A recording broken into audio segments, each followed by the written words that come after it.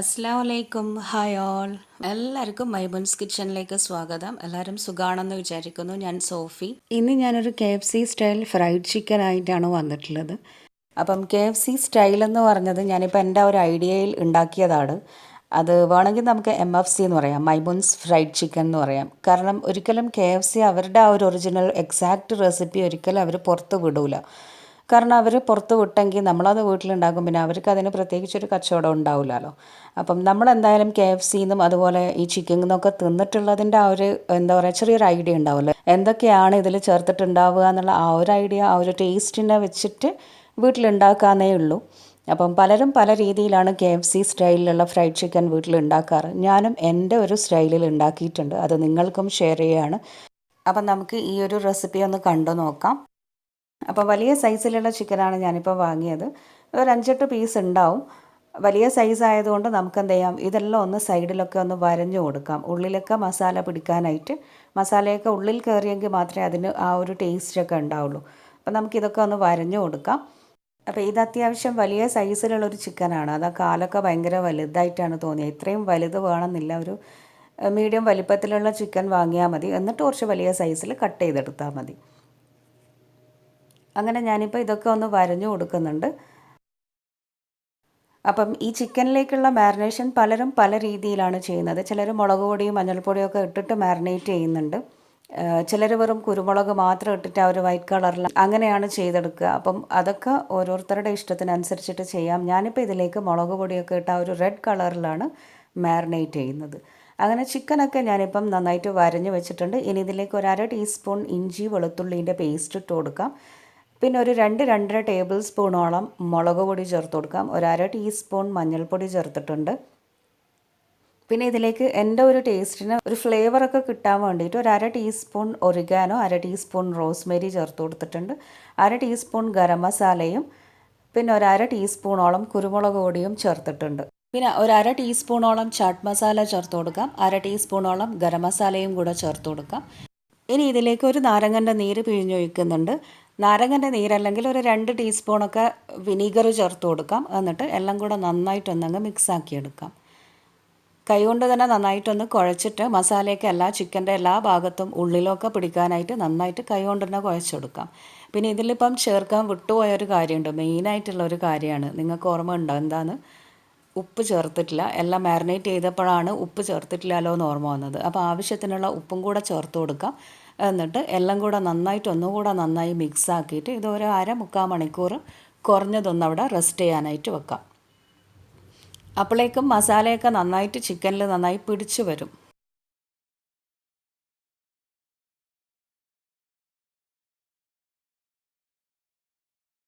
അപ്പോൾ ചിക്കൻ അവിടെ മാരിനേറ്റ് ചെയ്തിട്ടുണ്ട്. ഇനി ഒരു 1/2 മണിക്കൂർ കഴിഞ്ഞിട്ട് നോക്കാം. അപ്പം നമുക്കിനി എന്താ ചെയ്യേണ്ടതെന്ന് വെച്ചാൽ മൈദയിൽ ഒന്നാദ്യം കോട്ട് ചെയ്തെടുക്കണം. അപ്പം മൈദയിൽ കോട്ട് ചെയ്തെടുക്കാനായിട്ട് ഞാനിപ്പം കുറച്ച് മൈദ എടുത്തിട്ടുണ്ട്. അതിലേക്ക് കുറച്ച് ഉപ്പ് ചേർത്ത് കൊടുക്കാം. പിന്നെ ഒരു 1/2 ടീസ്പൂണോളം പെപ്പർ പൗഡറും കൂടെ ചേർത്ത് കൊടുക്കാം. 1 ടീസ്പൂൺ റെഡ് ചില്ലി ഫ്ലേക്സും കൂടെ ചേർത്ത് കൊടുക്കാം. എല്ലാം നന്നായിട്ടൊന്നങ്ങ് മിക്സാക്കിയെടുക്കാം. അപ്പം മൈദ മിക്സ് ഇപ്പം റെഡി ആയിട്ടുണ്ട്. ഈ ഒരു മൈദൻ്റെ മിക്സിലാണ് നമ്മൾ ആദ്യം ഒരു കോട്ടിങ് ഈ ചിക്കനിൽ കൊടുക്കുന്നത്. അതിന് ശേഷമാണ് പിന്നെ ലാസ്റ്റ് ഫൈനലിലാണ് ഓട്സ് വെച്ചിട്ട് കോട്ട് ചെയ്യുന്നത്. അപ്പോൾ മൈദൻ്റെ മിക്സ് ഇവിടെ ഞാൻ റെഡിയാക്കി വെച്ചിട്ടുണ്ട്. അപ്പോൾ അടുത്ത പരിപാടി എന്താണെന്ന് വെച്ചാൽ മുട്ടൻ്റെ ഒരു മിക്സ് ഉണ്ടാക്കണം. അപ്പോൾ അതിനായിട്ട് ഒരു ബൗളിലേക്ക് മുട്ട ഉടച്ചിട്ടിട്ടുണ്ട്. ഈ മുട്ടയിലേക്കും കുറച്ച് ഉപ്പും കുറച്ച് കുരുമുളക് പൊടി ഇട്ട് കൊടുക്കണം. എന്താണെന്ന് വെച്ചാൽ എന്താ പറയുക, ഒരു റോ ടേസ്റ്റ് ഒഴിവാക്കാമല്ലോ.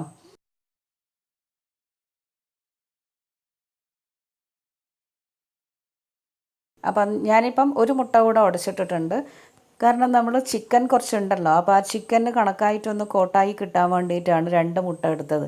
കൂടുതൽ മുട്ട എടുത്തു കഴിഞ്ഞാൽ ചിലപ്പോൾ നമുക്കത് ബാക്കിയായി പോയാലോ, അപ്പോൾ അത് വെറുതെ വേസ്റ്റ് ആക്കണ്ടല്ലോ. അതുകൊണ്ട് നോക്കിയിട്ട് മുട്ടൻ്റെ മിക്സ് ഉണ്ടാക്കിയെടുത്താൽ മതി. ഇനി ഈ മുട്ടയുടെ മിക്സിലേക്ക് ഞാനിപ്പം കുറച്ച് പാലൊഴിച്ച് കൊടുക്കുന്നുണ്ട്. ഒരു 3-4 ടേബിൾ സ്പൂൺ പാലൊഴിച്ച് കൊടുത്താൽ മതി.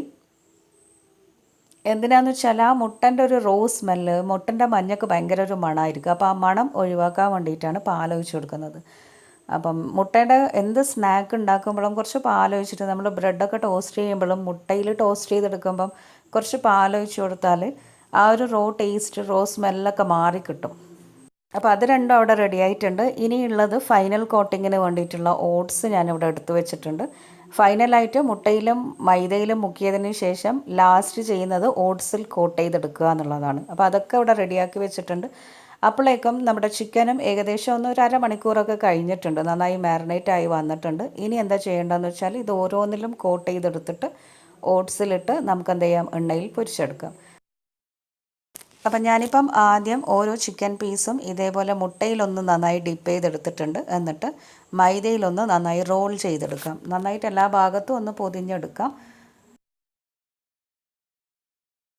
അപ്പോൾ ഇതേപോലെ ഇനി ഓരോ ചിക്കൻ പീസും മുട്ടയുടെ മിക്സിലും അതുപോലെ മൈദൻ്റെ മിക്സിലും ഒന്നങ്ങ് കോട്ട് ചെയ്തെടുക്കാം. അപ്പോൾ മൈദൻ്റെ മിക്സ് സെപ്പറേറ്റ് ആയിട്ട് എടുത്ത് വെക്കണം എന്നൊന്നുമില്ല. മാരിനേറ്റ് ചെയ്ത ചിക്കൻ്റെ കൂടെ തന്നെ കുറച്ച് മൈദ ഇട്ടൊന്നങ്ങ് മിക്സ് ആക്കിയാലും മതി. പിന്നെ മുട്ടയിൽ മുക്കിയിട്ട് ഓട്സിൽ മുക്കി പൊരിച്ചാലും മതി, അതും ഈസിയാണ്. അപ്പം ഞാനിപ്പം എല്ലാ ചിക്കൻ പീസും ഇതേപോലെ മൈദയിലും മുട്ടയിലും മുക്കി വെച്ചിട്ടുണ്ട്. അപ്പോൾ ഇനി അടുത്തത് ഓട്സിൽ കോട്ട് ചെയ്തിട്ട് പിന്നെ ഡയറക്റ്റ് ഫ്രൈ ചെയ്തെടുക്കുകയാണ്. അപ്പം ഓട്സിന് അങ്ങനെ പ്രത്യേകിച്ചൊരു ടേസ്റ്റ് ഒന്നും ഉണ്ടാവില്ലല്ലോ, അതിലെന്തെങ്കിലും ഒരു ഇൻഗ്രീഡിയൻറ്റ് ആഡ് ആക്കിയാലാണ് അതിൻ്റെ ആ ഒരു ശരിക്കുള്ള ടേസ്റ്റ് കിട്ടാൻ. ഓട്സിലേക്ക് ഞാനിപ്പം കുറച്ച് ഉപ്പിട്ട് കൊടുത്തിട്ടുണ്ട്, കുറച്ച് റെഡ് ചില്ലി ഫ്ലേക്സ് ഇട്ട് കൊടുത്തിട്ടുണ്ട്, പിന്നെ കുറച്ച് റോസ്മേരി ഒറിഗാനോ രണ്ടും കൂടെ കുറച്ചായിട്ട് ഇട്ട് കൊടുത്തിട്ടുണ്ട്. എന്നിട്ട് നന്നായിട്ടൊന്നങ്ങ് മിക്സ് ആക്കി എടുക്കാം. ഇനി ഇതിലേക്കാണ് നമ്മൾ ഫൈനലായിട്ട് കോട്ട് ചെയ്തെടുക്കുന്നത്. അപ്പോൾ അതിന് മുമ്പേ ഒരു മുട്ട അടിച്ച് നന്നായി ബീറ്റാക്കി വെച്ചിട്ടുണ്ട്. ഈ മുട്ടയിൽ മുക്കിയിട്ട് പിന്നെ നമുക്ക് ഓട്സിലേക്ക് മുക്കിയെടുക്കാം. അപ്പം ഞാനിപ്പം മൈദയിൽ മുക്കി വെച്ച ചിക്കൻ പീസാണിത്. ഇതൊരു നന്നായിട്ട് മുട്ടയിലൊന്നങ്ങ് റോൾ ചെയ്തെടുക്കാം. കാരണം നമുക്ക് ഓട്സ് ഈ ചിക്കൻ്റെ ഇതിലേക്കൊന്ന് പിടിച്ച് നിൽക്കണമല്ലോ. അപ്പോൾ അതിനായിട്ട് മുട്ടയുടെ മിക്സിൽ ആദ്യം ഒന്നങ്ങ് കോട്ട് ചെയ്തെടുത്തിട്ട് പിന്നെ ഈ ഓട്സിലേക്ക് റോൾ ചെയ്തെടുക്കാം. അപ്പോൾ ഓട്സിൽ നമ്മൾ മുട്ടയിൽ മുക്കിയ ആ സെയിം കൈ കൊണ്ട് തന്നെ ഓട്സിലേക്ക് എടുക്കുമ്പം എന്താ സംഭവം എന്ന് പറഞ്ഞാൽ അതൊക്കെ ആ കയ്യിൽ പറ്റി പിടിക്കും, പിന്നെ അവിടെ ഇവിടെയൊക്കെ ആയിട്ട് കട്ട പോലെ കിട്ടും. അപ്പം വെറുതെ വേസ്റ്റായി പോകും അത്. അപ്പോൾ അതൊന്ന് ശ്രദ്ധിച്ചാൽ മതി. അപ്പോൾ ഇനി നമുക്കിത് ഓരോന്നായിട്ട് എണ്ണയിലിട്ട് ഫ്രൈ ചെയ്തെടുക്കാം. അപ്പം ഓയിൽ നന്നായി ചൂടായി വന്നിട്ടുണ്ട്. ഓയിൽ ഇനി ഈ ഒരു KFC സ്റ്റൈലിൽ ഫ്രൈ ചെയ്തെടുക്കുമ്പം ഓയിൽ ഹൈ ഫ്ലെയിമിലിട്ട് ഭയങ്കരമായിട്ട് അങ്ങ് ചൂടാക്കി എടുക്കണ്ട. കാരണം ഓട്സ് അല്ലേ സംഭവം. അപ്പം ചൂട് കൂടിക്കഴിഞ്ഞാൽ പെട്ടെന്ന് എന്താ പറയുക, പുറം ഭാഗം നന്നായിട്ട് അങ്ങ് കളറാവും. ഉൾഭാഗം വേവാത്ത ചിക്കനാണ്. അപ്പോൾ അത് ചിക്കൻ വേവാനായിട്ട് എന്താ ചെയ്യേണ്ടതെന്ന് വെച്ചാൽ മീഡിയം ചൂടുള്ള സമയത്ത് ചിക്കൻ അങ്ങ് ഇട്ട് കൊടുക്കാം. എന്നിട്ട് പിന്നെ ഒരു മീഡിയം ലോ ഫ്ലെയിമിൽ എല്ലാ ഭാഗവും അങ്ങോട്ടും ഇങ്ങോട്ടും ഒക്കെ തിരിച്ചിട്ട് കൊടുത്തിട്ട് ഫ്രൈ ചെയ്തെടുക്കാം. പിന്നെ ഒരു കാര്യം ശ്രദ്ധിക്കേണ്ടത്, നമ്മൾ എണ്ണയിലേക്ക് ഇട്ടപാട് ഇങ്ങനെ കൈലി കൊണ്ട് അങ്ങോട്ടും ഇങ്ങോട്ടൊന്നും ഇളക്കി കൊടുക്കണ്ട. ആ ഓട്സ് ഒന്ന് ഇതിലൊന്ന് ചൂടായി വന്നിട്ടൊന്ന് അതിൽ പറ്റി പിടിച്ചു എന്ന് കണ്ടു കഴിഞ്ഞാൽ മാത്രം അങ്ങോട്ടും ഇങ്ങോട്ടൊക്കെ ഒന്ന് തിരിച്ചിട്ട് കൊടുക്കാം. അപ്പം അപ്പോഴേക്കും നൂഡിൽസ് ഉമ്മ ഇങ്ങനെ ഒരു സൈഡിൽ നിന്ന് ഉണ്ടാക്കിക്കൊണ്ടിരിക്കുകയാണ്. ഇപ്പം നമ്മുടെ ചിക്കൻ ഏകദേശം ഒന്ന് ഫ്രൈ ആയി വന്നിട്ടുണ്ട്.